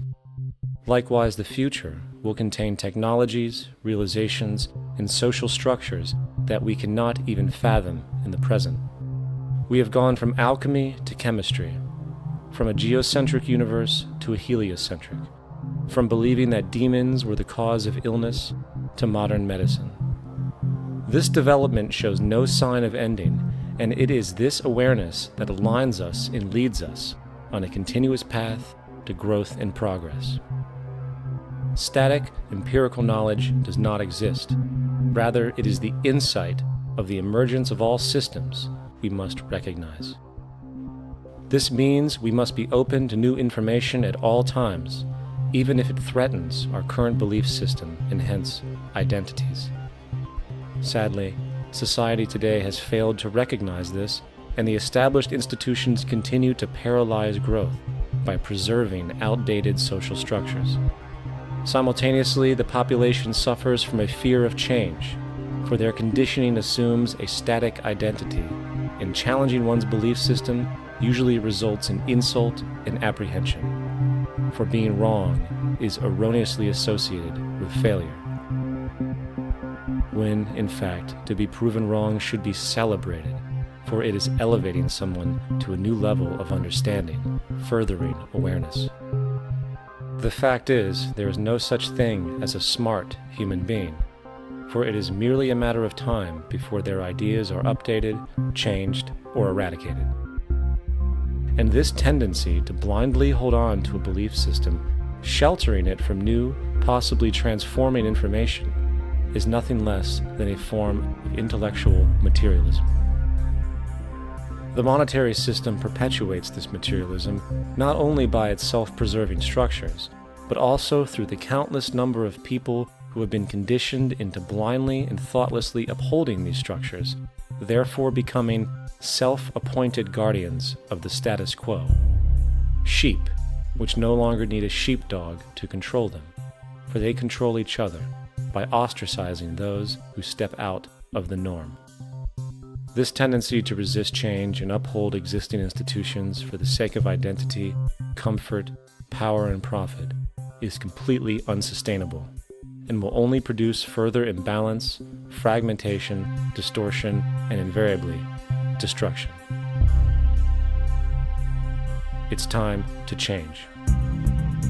From hunters and gatherers to the agricultural revolution to the industrial revolution, the pattern is clear. It is time for a new social system which reflects the understandings we have today.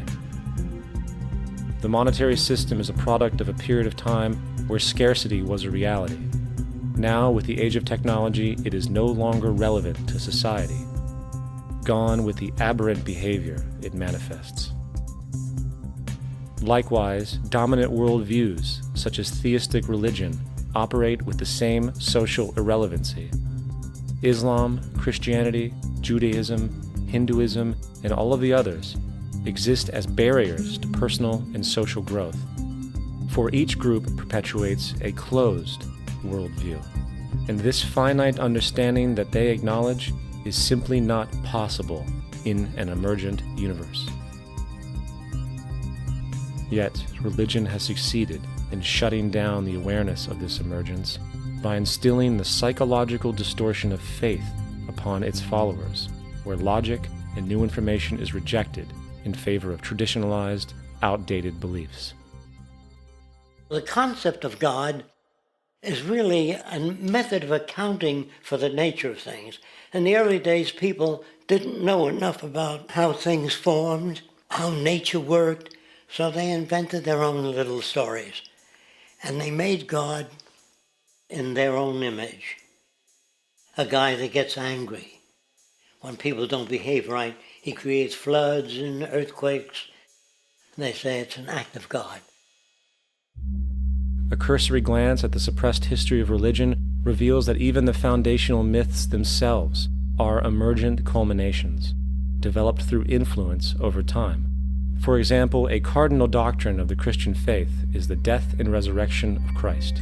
This notion is so important that the Bible itself states, "And if Christ be not risen, then is our preaching vain, and your faith is also vain."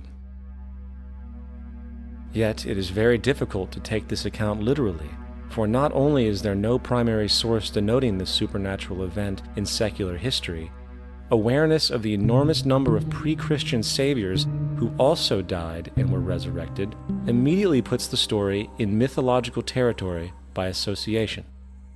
Early church figures such as Tertullian went to great lengths to break these associations, even claiming that the devil caused the similarities to occur, stating in the 2nd century, "The devil, whose business is to pervert the truth, mimics the exact circumstance of the divine sacraments. He baptizes his believers and promises forgiveness of sins. He celebrates the oblation of bread and brings in the symbol of the resurrection. Let us therefore acknowledge the craftiness of the devil, who copied certain things of those that be divine." What is truly sad, however, is that when we cease the idea that the stories from Christianity, Judaism, Islam, and all the others are literal history, and accept them for what they really are, which are purely allegorical expressions derived from many faiths, we see that all religions share a common thread, and it is this unifying imperative that needs to be recognized and appreciated. Religious belief has caused more fragmentation and conflict than any other ideology. Christianity alone has 34,000 different subgroups. The Bible is subject to interpretation.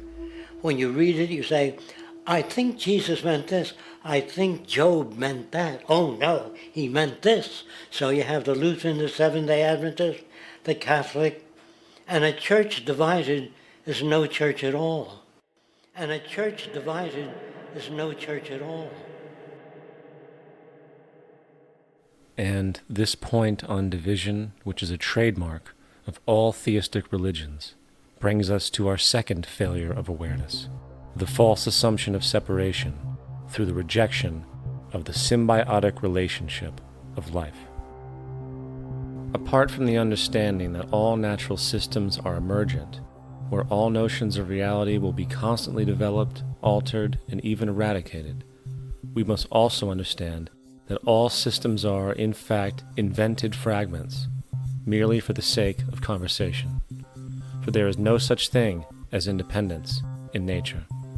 The whole of nature is a unified system of interdependent variables, each a cause and a reaction, existing only as a concentrated whole. You don't see the plug connected to the environment, so it looks like we're free, wandering around. Take the oxygen away, we all die immediately. Take plant life away, we die. And without the sun, all the plants die. So we are connected. We really must take into account the totality. This isn't just a human experience on this planet. This is a total experience. And we know we can't survive without plants and animals. We know we can't survive without the four elements, you know. And so when are we going to really start taking that into account? That's what it is to be successful. Success depends on how well we relate to everything around us. I'm very aware of the fact that my grandson cannot possibly hope to inherit a sustainable, peaceful, stable, socially just world unless every child today growing up in Ethiopia, in Indonesia, in Bolivia, in Palestine, in Israel also has that same expectation. You got to take care of the whole community or you're going to have serious problems. And now we have to see that the whole world is the community and we must all take care of each other that way. And it's not just a community of human beings. It's a community of plants and animals and elements. And we really need to understand that. That's what's going to bring us joy, too, and pleasure. That's what's missing in our lives right now. We can call it spirituality, but the fact of the matter is joy comes from that bliss of connectedness. That's our God spirit. That's that side of ourselves that really feels it. And you can feel it deep inside you. It's this amazing, wonderful feeling. And you know it when you get it. You don't get it from money. You get it from connection. Now, if that isn't a hazard to this country, how are we going to keep building nuclear weapons? You know what I mean? What's going to happen to the arms industry when we realize we're all one? It's going to fuck up the economy. The economy that's fake anyway. The economy that's fake anyway. The economy that's fake anyway. The economy that's fake anyway. The economy that's fake anyway. Which would be a real bummer. You can see why the government's cracking down on the idea of experiencing unconditional love.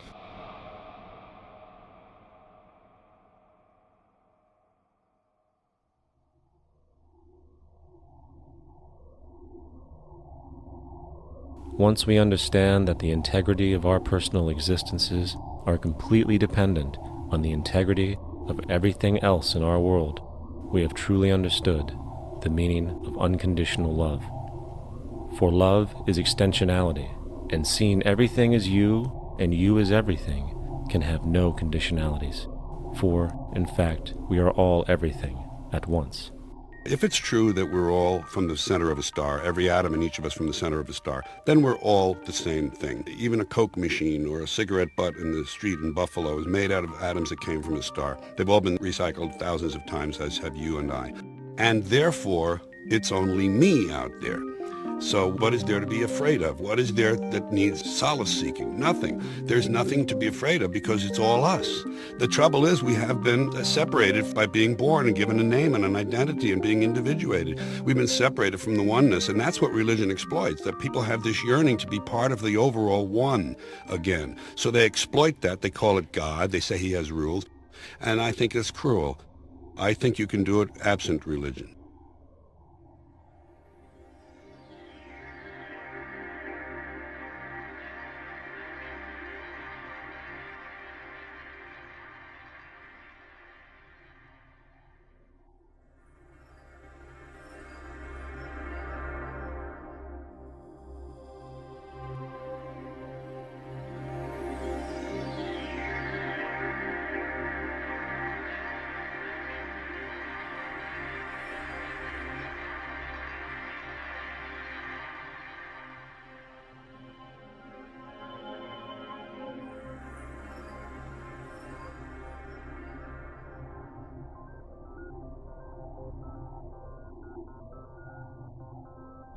It's time to claim the unity our outmoded social systems have broken apart, and work together to create a sustainable global society where everyone is taken care of and everyone is truly free. Your personal beliefs, whatever they may be, are meaningless when it comes to the necessities of life. Every human being is born naked, needing warmth, food, water, shelter. Everything else is auxiliary. Therefore, the most important issue at hand is the intelligent management of the Earth's resources.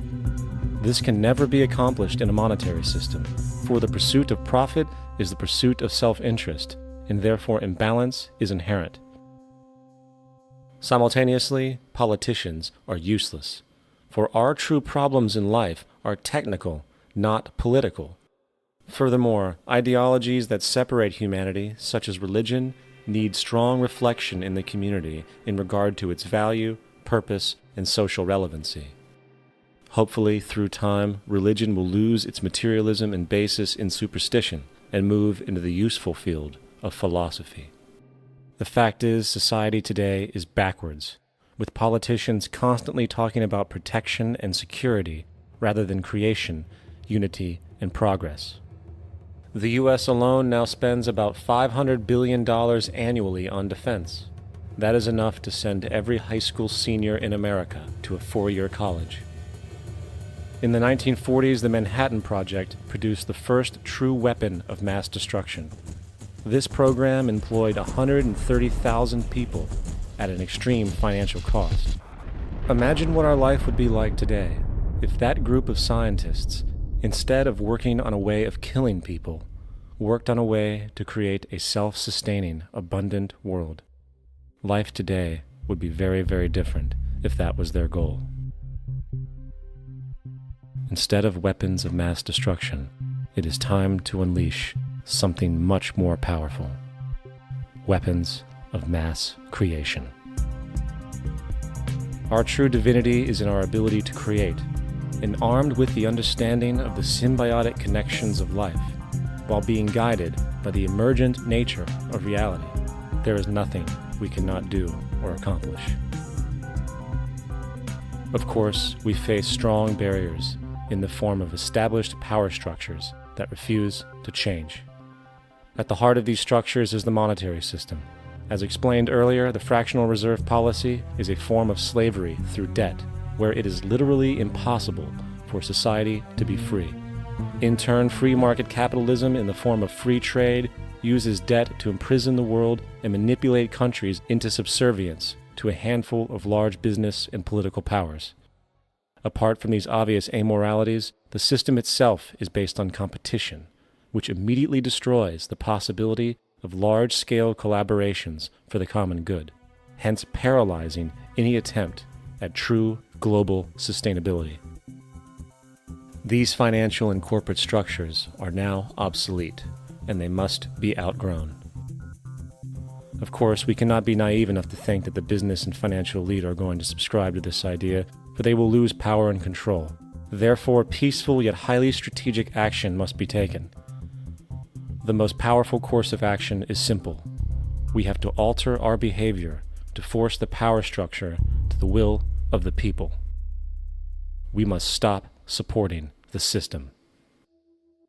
The only way the establishment will change is by our refusal to participate, while continuously acknowledging its endless flaws and corruptions.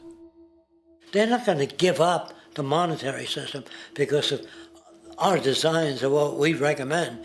The system has to fail, and people have to lose confidence in their elected leaders. That will be a major turning point if the Venus Project is offered as a possible alternative. If not, I fear the consequences. The trends now indicate that our country is going bankrupt. The probability is our country will move toward a military dictatorship to prevent riots and complete social breakdown. Once the U.S. breaks down, all the other cultures will undergo similar things. As of now, the world financial system is on the brink of collapse due to its own shortcomings. The Comptroller of Currency stated in 2003 that the interest on the U.S. national debt will not be affordable in less than 10 years. This theoretically means total bankruptcy for the U.S. economy, and its implications for the world are immense. In turn, the fractional reserve-based monetary system is reaching its theoretical limits of expansion, and the banking failures you are seeing are just the beginning. This is why inflation is skyrocketing, all debt is at record levels, and the government and Fed are hemorrhaging new money to bail out the corrupt system. For the only way to keep the banks going is by making more money. The only way to make more money is to create more debt and inflation. It is simply a matter of time before the tables turn, and there is no one willing to take new loans, while defaults grow, as people are unable to afford their current loans. Then the expansion of money will stop, and contraction will begin on a scale never before seen, ending a century-long pyramid scheme. This has already begun. Therefore, we need to expose this financial failure for what it is, using this weakness to our advantage. Here are some suggestions. Expose the banking fraud. Citibank, JP Morgan Chase, and Bank of America are the most powerful controllers within the corrupt Federal Reserve System. It's time to boycott these institutions. If you have a bank account or a credit card with any of them, move your money to another bank. If you have a mortgage, refinance with another bank. If you own their stock, sell it. If you work for them, quit. This gesture will express contempt for the true powers behind the private banking cartel known as the Federal Reserve, and create awareness about the fraud of the banking system itself. 2. Turn off the TV news. Visit the emerging independent news agencies on the internet for your information. CNN, NBC, ABC, Fox, and all the others present all news pre-filtered to maintain the status quo. With 4 corporations owning all major media outlets, objective information is impossible. This is the true beauty of the internet, and the establishment has been losing control because of this free flow of information. We must protect the internet at all times, as it is truly our savior right now. 3. Don't ever allow yourself, your family, or anyone you know to ever join the military. This is an obsolete institution now used exclusively for maintaining an establishment that is no longer relevant. U.S. soldiers in Iraq work for U.S. corporations, not the people. Propaganda forces us to believe that war is natural and the military is an honorable institution. Well, if war is natural, why are there 18 suicides every single day by American veterans who have post-traumatic stress disorder? If our military men and women are so honored, why is it that 25% of the American homeless population are veterans? 4. Stop supporting the energy companies. If you live in a detached house, get off the grid. Investigate every means of making your home self-sustainable with clean energy.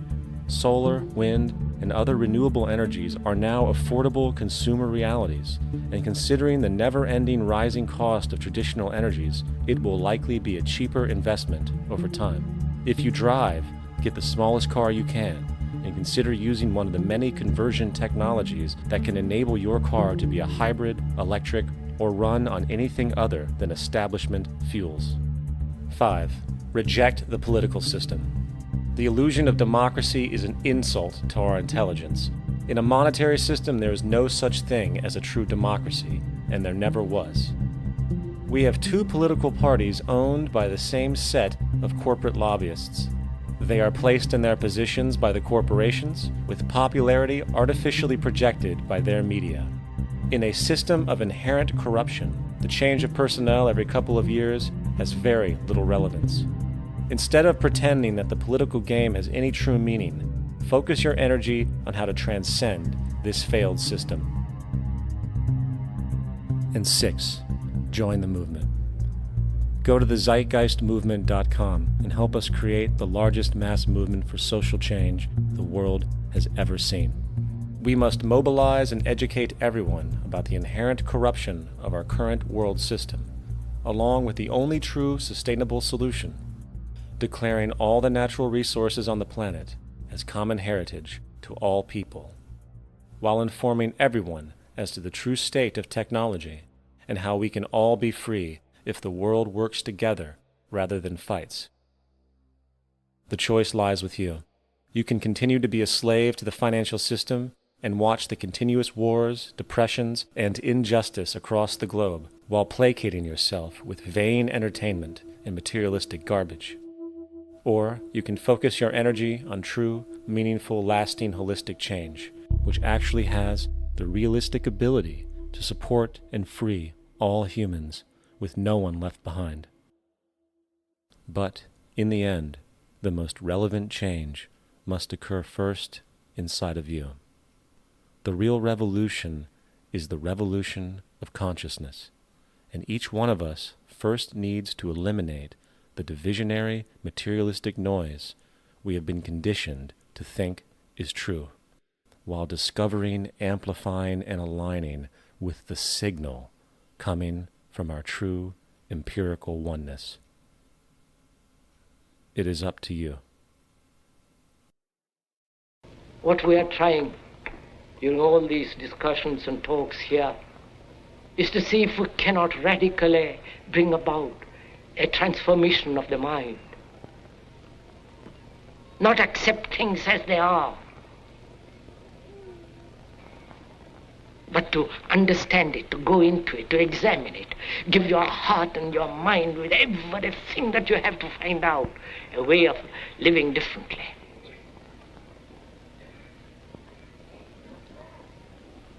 But that depends on you and not somebody else. Because in this there is no teacher, no pupil, there is no leader, there is no guru, there is no master, no savior. You yourself are the teacher and the pupil, you are the master, you are the guru, you are the leader. You are everything. And to understand is to transform what is.